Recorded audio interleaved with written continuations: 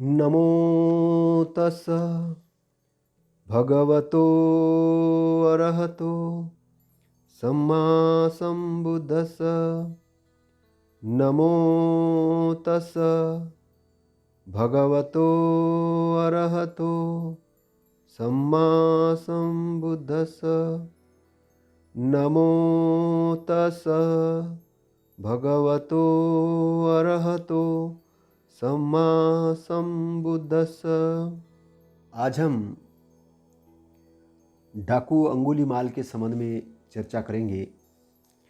डाकू अंगुलीमाल ये तथागत के समय एक डाकू था और जैसा अलग अलग मज्जिम निकाय के अंदर अलग आता है और थेर गाथा के अंदर इसके चरित्र के संबंध में अलग अलग बातें लिखी हुई है, लेकिन एक महत्वपूर्ण बात है कि डाकू अंगुलीमाल क्या करता था। डाकू अंगुलीमाल लोगों को मारकर उनकी जो अंगुलियां है अपने गले में लटकाता था।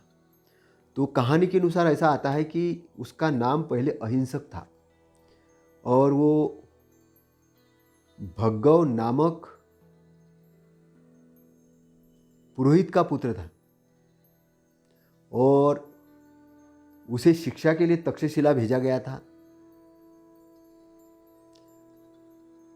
आचार्य उसके सबसे प्रिय, आचार्य के लिए उस प्रिय शिष्य था और उसे कारण क्या था कि सहपाठी उसे जलने लग गए थे और उसकी शिकायत भी करते थे। और कई बार ऐसा होता था कि आचार्य शिकायतों पर ध्यान नहीं देता था।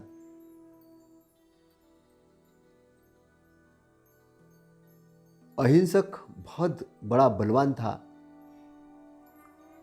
और आचार्य ने सोचा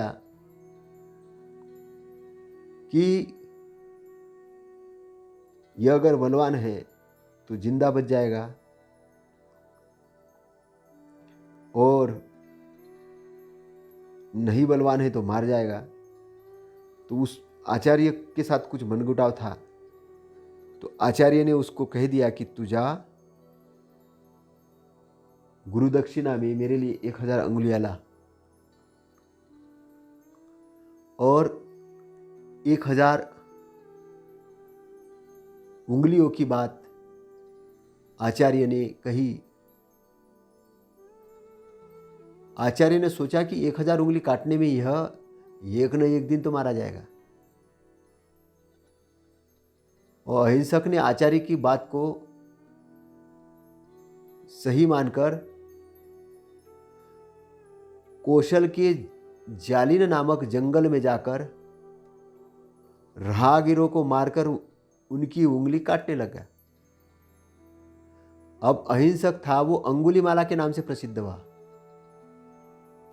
और बहुत से लोग थे कि आतंकित होकर गांवों को छोड़कर भागने लग गए। राजा प्रसन्नजीत ने भी उसको पकड़ने के लिए सिपाही भेज दिए, तो वो पकड़ नहीं पाए। इसी समय तथागत को पता चला कि इधर डाकू अंगुलीमाल है। तो तथागत ने क्या किया, जहां पर अंगुलीमाल रहता था उस तरफ चल पड़े। अब राहगीरों में जो कृषक थे, पशुपालन करने वाले लोग थे, तथागत को उधर जाते देख तथागत से कहा, मत श्रवण, उस रास्ते पर मत जाओ। इस मार्ग में श्रवण अंगुलीमाल नाम का डाकू रहता है।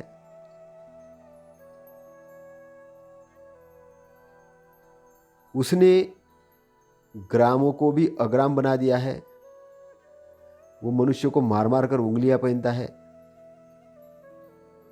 और उस रास्ते में 20, 30, 40 पुरुष मिलकर इकट्ठा जाते हैं।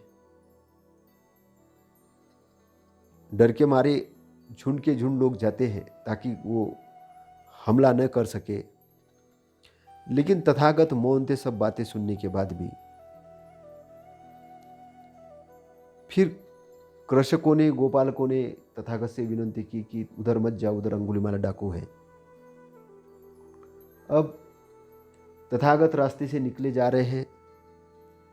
दूर से ही डाकू अंगुलीमाल ने तथागत को देखा और उसको भी बड़ा आश्चर्य हुआ। उसको लगा कि इस रास्ते में 10-20 लोग भी इकट्ठा आने से डरते हैं, और ये कौन व्यक्ति है कि जो हाथ में चिवर लेके, मतलब चिवर, दान पात्र लेके, चिवर लेके चल रहे हैं। क्यों न मैं इस श्रवण को मार दूं। तब डाकू अंगुलीमाल ढाल और तलवार लेकर, धनुष चढ़ाकर भगवान के पीछे चला। तो तथागत तो अपने रास्ते से चल रहे थे, उनको कोई फर्क नहीं था कि वो दौड़कर आ रहा है। अब वो दौड़ के आ रहा है और वो कह रहा है कि रुक जाओ। तो दौड़ते हुए वो कह रहा है रुक जाओ, तथागत रुके नहीं, चल रहे हैं। तो उसको लगा कि मैं तो हर किसी को पकड़ लेता हूँ, ये कर लेता हूँ, लेकिन ये कौन व्यक्ति की जो अपने वेग से चल रहे हैं, मैं पकड़ नहीं पा रहा हूँ।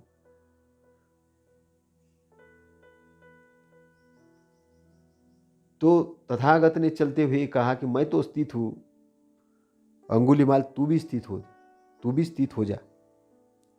अंगुलीमाल मैं तो स्थित हूँ, तू भी स्थित हो जा। माला कहता है कि श्रवण, चलते हुए कहते हो कि मैं ठहरा हूँ, और ठहरे हुए मुझको कहते हो कि तुम चलते हो। श्रवण, तुमसे मैं ये बात पूछता हूँ कि तुम ठहरे कैसे हो और मैं ठहरा कैसे नहीं हूँ। बुद्ध कहते हैं, अंगुलीमाल, सभी प्राणियों के प्रति दंड त्याग कर मैं सदा स्थिर रहता हूँ। तुम प्राणियों के विषय में असंयत हो, इसलिए मैं स्थिर हूँ और तुम अस्थिर हो। अंगुलीमाल कहता है, चिरकाल के बाद मैंने महर्षि की वंदना की। श्रवण के महावन में प्रवेश किया। आपकी धम्मयुक्त एक गाथा को सुनकर मैं सहस्त्र पापों को छोड़ दूंगा। संपूर्ण संसार के शास्ता महाकारुणिक तथागत सम्यक संबुद्ध ने कहा, भिक्षु आओ। और वही उसका भिक्षु बनना हुआ। जो पहले प्रमाद करके पीछे प्रमाद नहीं करता, वह इस लोक को मेघ से मुक्त चंद्रमा की भांति प्रकाशित करता है। जो पहले प्रमाद करके पीछे प्रमाद नहीं करता, मतलब पहले कर चुका है लेकिन अब नहीं कर रहा है, वह इस लोक को मेघ से मुक्त चंद्रमा की भांति प्रकाशित करता है। जिसका किया पाप कर्म उसके पुण्य से ढक जाता है, वह इस लोक को मेघ से मुक्त चंद्रमा की भांति प्रकाशित करता है। जो तरुण भिक्षु बुद्ध शासन में संलग्न होता है, वह मेघ से मुक्त चंद्रमा की भांति इस लोक को प्रकाशित करता है।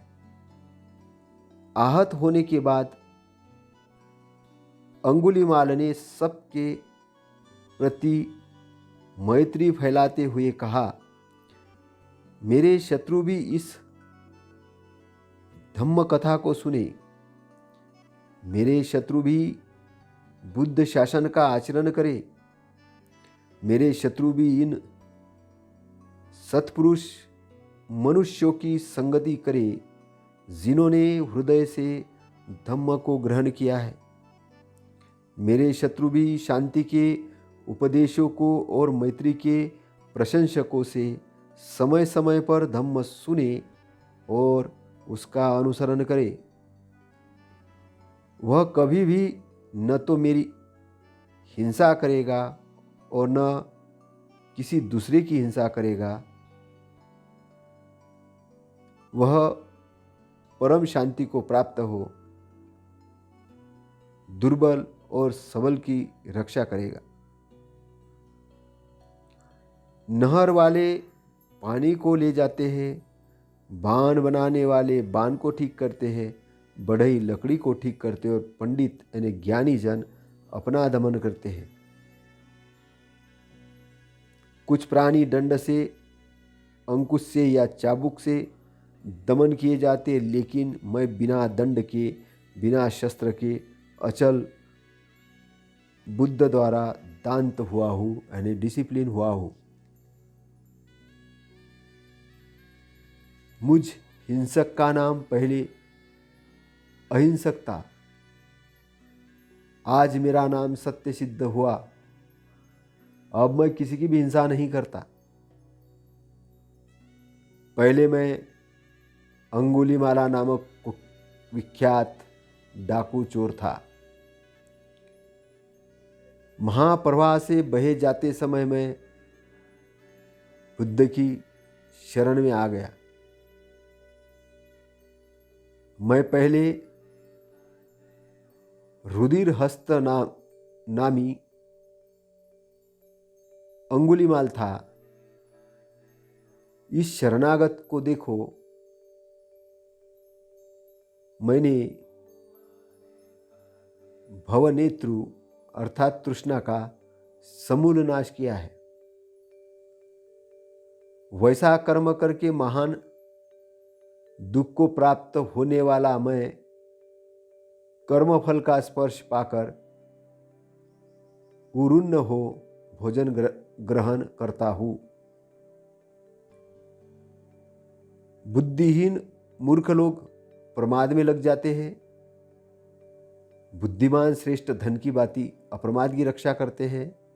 तो प्रमाद में न फंसो, कामों में रत न रहो, कामरति में लिप्त न हो। प्रमाद रहित पुरुष ध्यान करते परम सुख को प्राप्त होता है। मेरा आना शुभ हुआ, अशुभ नहीं। मुझे अच्छा परामर्श मिला। भिन्न धम्मों में मैंने श्रेष्ठ धम्म को पाया। मेरा आना शुभ हुआ, अशुभ नहीं। मुझे अच्छा परामर्श मिला। मैंने 3 विद्याओं को प्राप्त किया और बुद्ध शासन को पूरा किया है। उस समय मैं अरण्य में, पेड़ के नीचे, पर्वतों या गुफाओं में जहाँ तहाँ चिंतित रहता था। अब मैं सुख से सोता हूँ, सुख से उठता हूँ, सुख से जीता हूँ, मार के पास से मुक्त हूँ। आह, मैं शास्ता से अनुकंपित हुआ। मैं पहले दोनों ओर से परिशुद्ध उदिच्च ब्राह्मण जाति का था। आज मैं सुगत धम्मराज शास्ता का पुत्र हूँ। मैं वीततृष्णा हूँ, आसक्ति रहित हूँ, रक्षित इंद्रिय वाला हूँ और संयत हूँ। पाप के मूल का नाश कर मैं आस्त्रवों के क्षय को प्राप्त हूँ। मैंने शास्ता की सेवा की है और बुद्ध शासन को पूरा किया है। मैंने भारी बोझ को उतार दिया है और भव तृष्णा को समूल नष्ट किया है। तो हम अंगुलीमाल, डाकू अंगुलीमाल के संबंध में चर्चा कर रहे हैं। संगति का कितना बड़ा असर होता है। एक डाकू अंगुलीमाल, जिसको गलत दिशा मिलने के कारण वो डाकू था, लोगों को मारकर उनकी उंगलियां अपने गले में लटका कर बड़े शान से घूमता था। लोग डरते थे, उसको खुशी होती थी, लेकिन चिंतित भी रहता था, क्योंकि जब लोगों को मारता था तो उसको भी चिंता रहती थी कि मुझे भी कोई मार देगा। और वो अंधे जैसा दौड़ लगाता था, लेकिन तथागत के दर्शन होने के बाद, तथागत के मार्गदर्शन के बाद डाकू अंगुलीमाल भी अरहंत हो गया। उन्होंने सारे अपने अंदर के क्लेश को बहा दिया। तो जो अंगुलीमाल है, ये राजा प्रसन्नजीत के राज्य में रहता था। तो राजा प्रसन्नजीत बड़ा दुखी था। उनको लगता था कि मेरे प्रजा को बहुत बड़ा कष्ट हो गया है। तो राजा प्रसन्नजीत तथागत के पास जाकर कहता है, भंते,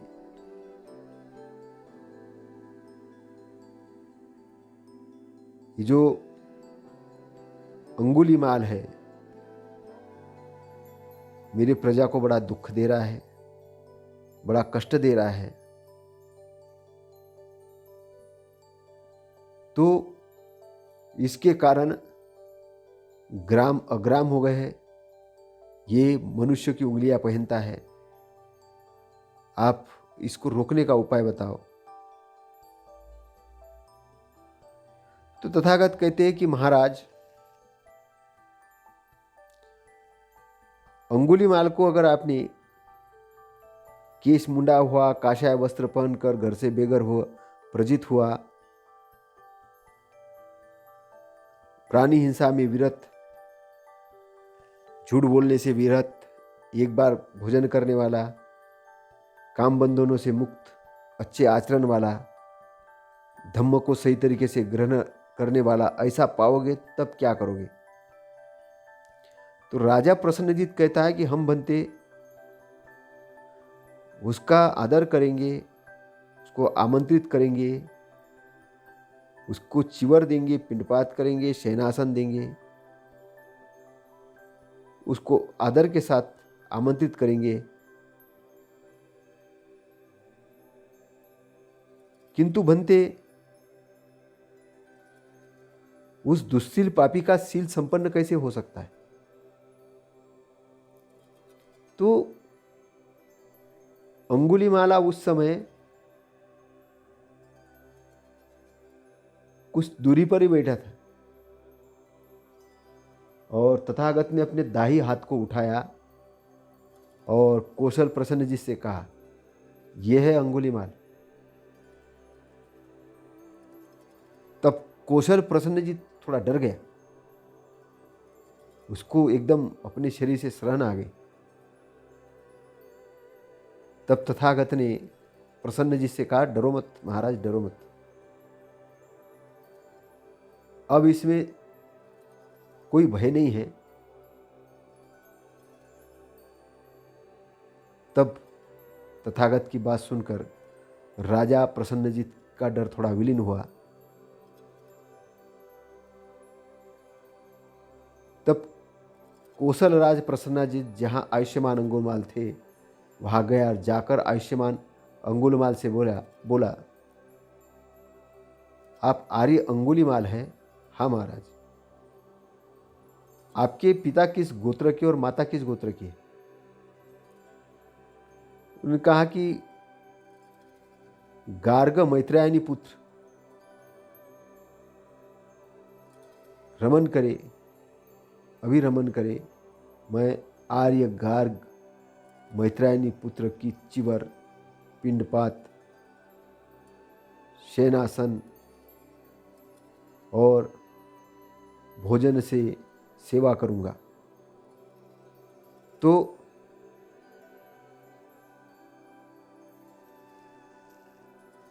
अंगुलीमाल ने अपना जब गोत्र बताया, उसके बाद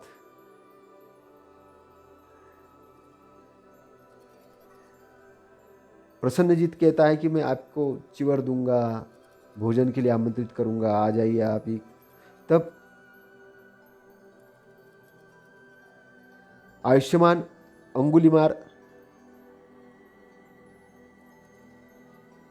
ने कहा, महाराज मेरे पास तो 3 चिवर पूरे हैं।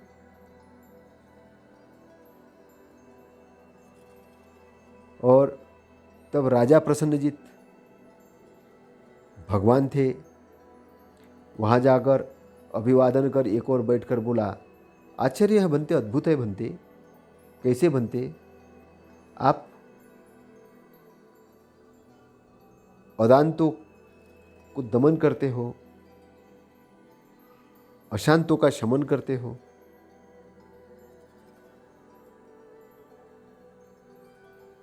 भंते जिनको हम दंड से भी, शस्त्र से भी दमन न कर सके, उनको भंते भगवान ने बिना दंड के, बिना शस्त्र के दमन कर लिया।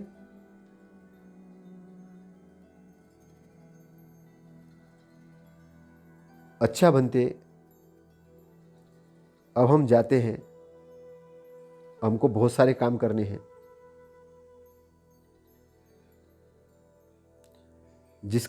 जिसका महाराज तू काल समझता है वैसा कर।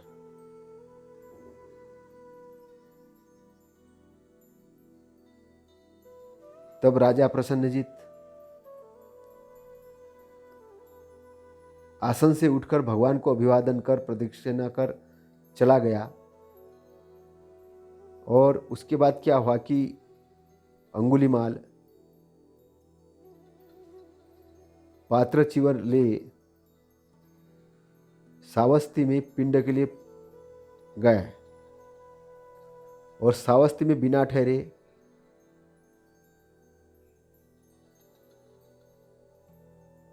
उन्होंने ये देखा कि प्राणी दुख पा रहे हैं। तो पिंड प्राप्त कर, यानी भोजन प्राप्त कर, जहाँ तथागत थे वहाँ अंगुलीमाल गए और जाकर भगवान को अभिवादन कर एक और बैठ गए। तो कहते हैं कि मैंने एक स्त्री को देखा, यहाँ पर प्राणी बहुत दुख पा रहे। वह जो स्त्री है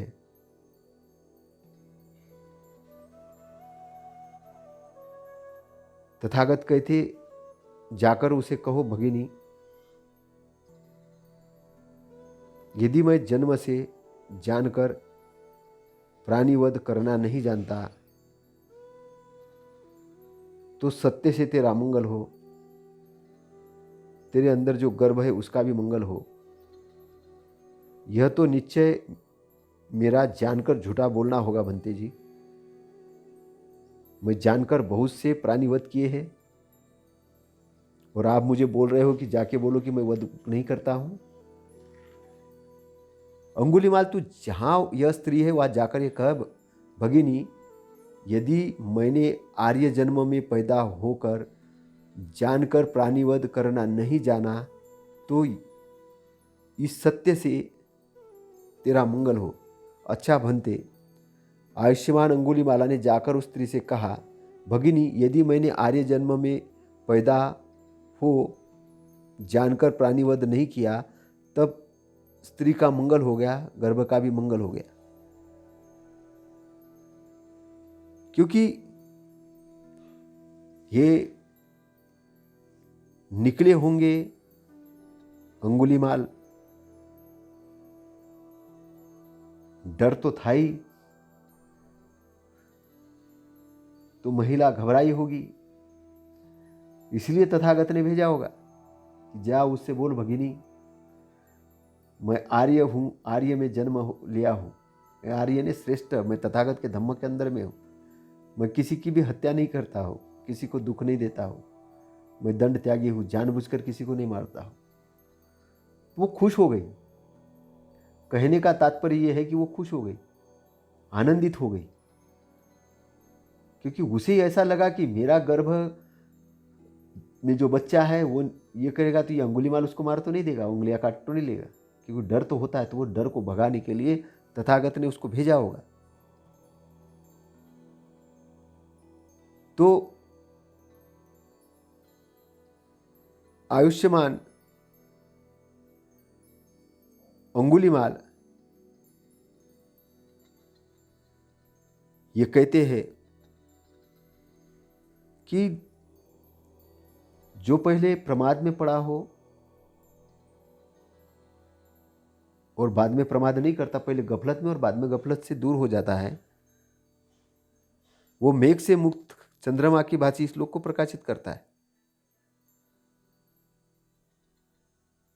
जिसने पहले पाप कर्म किए हो लेकिन बाद में अच्छे कर्म किए, तो उसके अकुशल कर्म जो उसके पाप कर्म है ये कुशल से ढक जाते हैं, वो मेघ की तरह मुक्त हो जाता है। मतलब एक कर्म नियम भी है तथागत का कि पहले जो भले ही गलत कर्म किए लेकिन अभी अच्छे कर्म कर लिए, तो अच्छे कर्म से बुरे कर्म खत्म हो जाते हैं।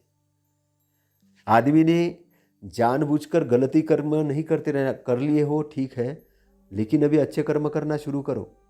अगर अच्छे कर्म करते रहोगे तो बुरे कर्म वैसे धीरे धीरे खत्म हो जाएंगे। तो अच्छाई के रास्ते पर आने के लिए तथागत कह रहे हैं, तथागत का रास्ता है कि बुराई का आपको रास्ता नहीं मालूम था, इसलिए आप बुराई की तरफ थे। आप दंगे में भाग ले रहे थे, कुछ भी थे, आतंकवादी थे, नक्सलवादी थे, कुछ भी रहे हो, चोर रहे हो, डाकू रहे हो, कुछ भी रहे हो, लेकिन वो रास्ता छोड़कर आप एक अच्छे इंसान बन सकते हो अगर धम्म के मार्ग पर आते हो, प्राणी मात्र का संरक्षण करते हो, उनके लिए आपके अंदर मैत्री भाव जगता है, उनका संरक्षण का भाव जगता है और उनके लिए पुण्य कर्म करना शुरू करते हो, आप भी कुशल रास्ते पे आते हो। ये कब होगा कि धम्म के रास्ते पे। तथागत के धम्म में बहुत पावर है। ये जो बड़ी बड़ी जो घटनाएं घट रही है देश के अंदर में, कि उनको ये थ्योरी से समझाया जा सकता है। हम ये समझते कि केवल हम मिलिट्री के द्वारा ही नक्सलियों को अंडर कंट्रोल कर लेंगे, तो हो सकता है वो एक विचार हो, ज़रूरत हो, कर सकती है सरकार, उसका अपना नियम है। लेकिन ये धम्म की जो वाणी है, अगर ये भी पहुँचे तो, ये वहाँ तक पहुँचे तो उनका हृदय परिवर्तन हो गया तब।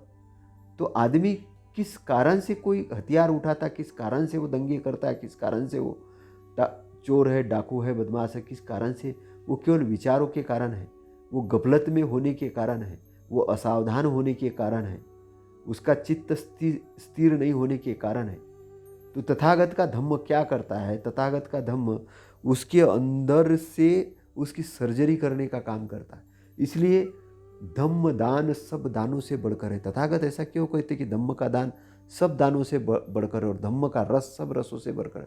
क्योंकि जब शांति की स्थापना हो जाती है, अरे वैसे भी तो लोग मरने ही वाले हैं, एक उम्र के बाद तो मरने वाले, कोई जन्म लिया तो वैसे ही मरने वाले, 60 साल में मरेगा, 70 में मरेगा, 80 में मरेगा, वैसे ही मरने वाले। तो जो लोग मरण धर्मा शरीर है तो उसको वैसे ही काय को मार रहे होंगे? क्यों मार रहे हैं एक दूसरे से? मारने से क्या मिलेगा? तथागत तो जीवन का मतलब समझाते हैं। तथागत कहते हैं कि इस शरीर ने क्या किया, आप अच्छे रास्ते पे आ जाओ, अच्छे रास्ते पे आ जाओ, प्राणी मात्र का संरक्षण करो और संरक्षण करके उनके उन्नति के लिए काम करो। तो तथागत का संदेश साफ है कि जो पहले पाप कर्म करता है और फिर उसके पाप कर्म उसके पुण्य कर्म से ढक जाते हैं। जो तरुण जो है कोई भी बुद्ध शासन में जुटता है, तो ये जो अंगुलीमाल कह रहे हैं कि जो पाप कर्म करता है बाद में पाप कर्म छोड़ देता है, तो वो कैसा हो जाता है? वो उस चांद जैसा हो जाता है कि जो चांद पहले मेघ में ढका हुआ था, बादलों में ढका हुआ था, उसके कारण प्रकाश नहीं दे रहा था। लेकिन जब बादल हट गए तो वो चांद प्रकाशित हो गया, चांद प्रकाशित हो गया। और चांद प्रकाशित होने से क्या हो गया? उजाला ऑटोमेटिक आ गया। तो सारी चीज़ दिख गई, शीतलता आ गई।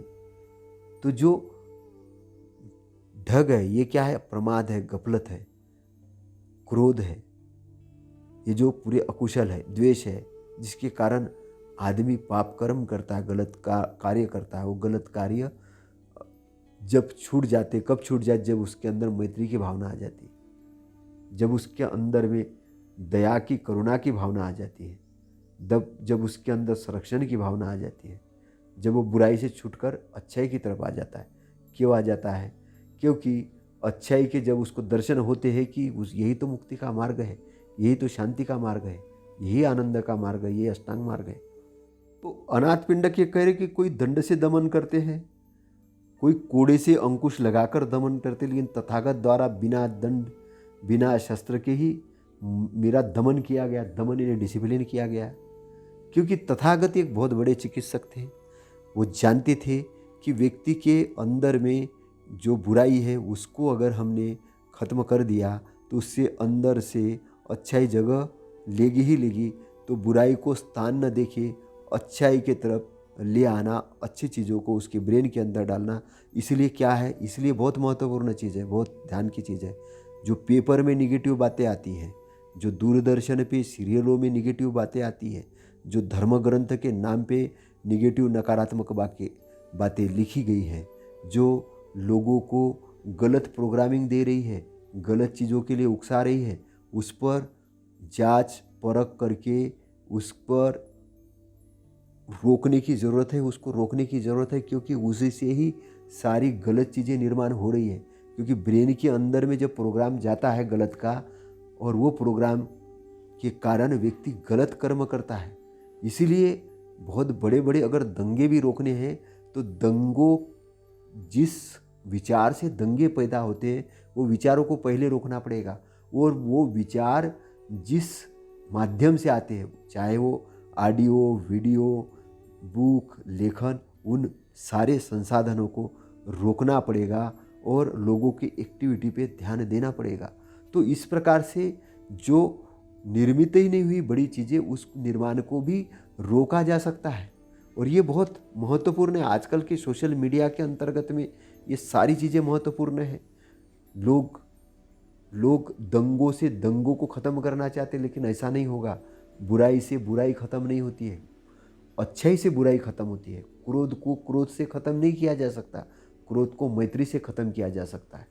तो जितनी भी जो अच्छी बातें हैं, अच्छी बातें ध्यान में रख। हम किसी के विरोधी है, बिल्कुल नहीं है, लेकिन अशांति फैलाने वाले जो लोग हैं, अशांति फैलाने से रोकना ये धम्म का कार्य है, ये अच्छाई का कार्य है, संवैधानिक कार्य है। संविधान भी हमारा कहता है कि ये जो शासन है, शासन शांति से चले, लोग एक दूसरे का सम्मान करें। बोलने की स्वतंत्रता है, लेकिन इसका मतलब नहीं है कि कुछ भी बोलो। उस पर प्रतिबंधित भी है कि कुछ भी नहीं बोल सकते। आपको कार्य करने की स्वतंत्रता है तो कुछ भी नहीं कर सकते। गाड़ी चलाने की स्वतंत्रता है तो आप रॉन्ग साइड में गाड़ी नहीं चला सकते। आपको दूसरे का सम्मान करने की ज़रूरत है, क्योंकि संसार के अंदर अन्य भी प्राणी रहते हैं, उनके भी संरक्षण की ज़रूरत है। तो एक दूसरे का सम्मान, एक दूसरे का संरक्षण, एक दूसरे की उन्नति की कामना, एक दूसरे की सहयोग की कामना करके सबको आगे बढ़ने की ज़रूरत है। तो ये जो कहते हैं कि हिंसक होने से पहले मेरा नाम अहिंसक था, आज मैं यथार्थ नाम वाला हूँ, बिना किसी की हिंसा नहीं करता है। पहले तो मैं अंगुलीमाला नाम से प्रसिद्ध डाकू था, लेकिन तथागत के शरण में आते मैं अपने जो बाढ़ में डूब रहा था वहाँ से बच गया, गलत से मैं बच गया। मैं पहले खून रंगे हाथों वाला था,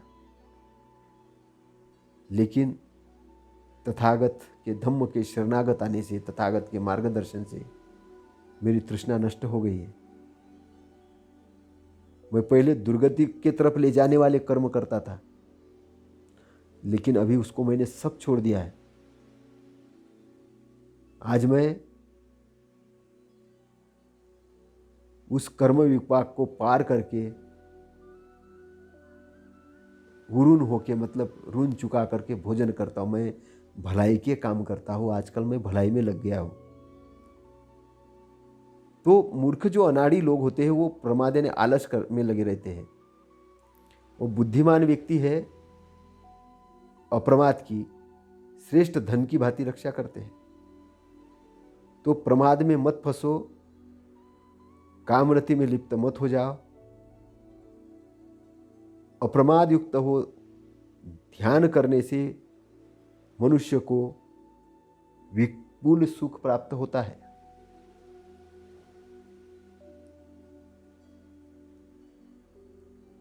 तथागत द्वारा बतलाए गए धर्मों में जो श्रेष्ठ है उस निर्वाण को मैंने प्राप्त कर लिया है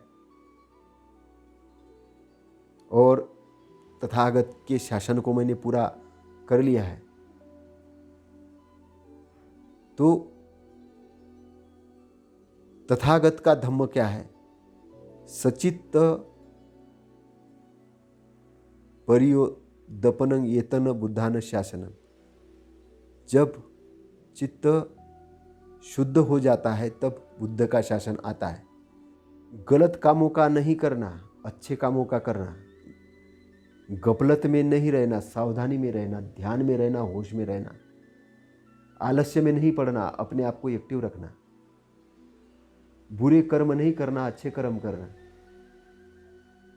बुरे विचार नहीं करना, अच्छे विचार करना, दृष्टिकोण बुरा नहीं रखना, अच्छा दृष्टिकोण रखना, क्रोध वाला नहीं होना, मैत्रीवान बनना।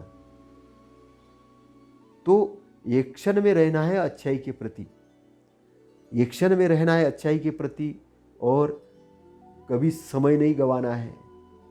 जहाँ भी समय मिले अच्छाई करते रहना है, अच्छाई करते रहना, क्योंकि अच्छाई एक आपका धन जैसे संग्रह होता है वैसे अच्छे कर्म भी आपके संग्रहित होते हैं। जहाँ भी समय मिले अच्छाई करो, क्योंकि आप ऐसा सोचते हो कि गफलत में रहेंगे मज़ा करेंगे, ऐसा नहीं है। अगर गफलत में रहेंगे मज़ा करेंगे वाली भूमिका में आ गए तो सोते रहोगे, मूर्छा में रहोगे। और बात वही हुई कि रात में सोए थे, अचानक बाढ़ आई और चले गए बहते हुए। तो मृत्यु वैसे ही भाग के ले जाएगी सोते हुए गाँव की तरह। इसलिए जागरण युक्त होना है, बहना नहीं है, जगना है, जीना है, जीना है, जागना है, जीना है। और जब शरीर की मृत्यु हो जाएगी तो अपना इंतजार करना है, इंतजार करना है। जैसे कि रात में एक पंछियों का झुंड आता है और वो पेड़ पर बैठता है और पेड़ पर बैठकर आराम करता है, आनंद मनाता है रात भर। और सुबह जैसे हो जाती है तो अपने अपने दिशा में सब पंछी निकल जाते हैं। ऐसा ही जीवन है, ऐसा ही शरीर है। आप सत्कर्म करो, अच्छे कर्म का स्टोरेज करो ब्रेन के अंदर में, अपने अंदर से सारे मैल को धो के बुद्ध शासन के अंदर में आ जाओ, धम्म के शासन के अंदर में आ जाओ, धम्म के मार्ग पर आ जाओ। और धम्म के मार्ग पर आकर इस भवसागर को तैर कर पार कर लो। इसमें डूबना नहीं है, पार करना है, पार हो जाना है। और पार हो जाने पर इंतजार करना है, अपने कर्म करना है, इंतजार करना है। और जिस दिन भी शरीर छोड़ने की बारी आई उस दिन हंसते हंसते शरीर छोड़ना है, रोते रोते नहीं। रोते हुए आते हैं सब, हंसता हुआ जो जाएगा वो मुकद्दर का सिकंदर जाने मन कहलाएगा। ये जो कवि का उद्बोधन गाना है कि जो चादर है वो मैली थी लेकिन मैली चादर ओढ़ के कैसे द्वार तुम्हारे आऊं। ये जो कवि कहता है कि मैली चादर ओढ़ के कैसे द्वार में आऊं।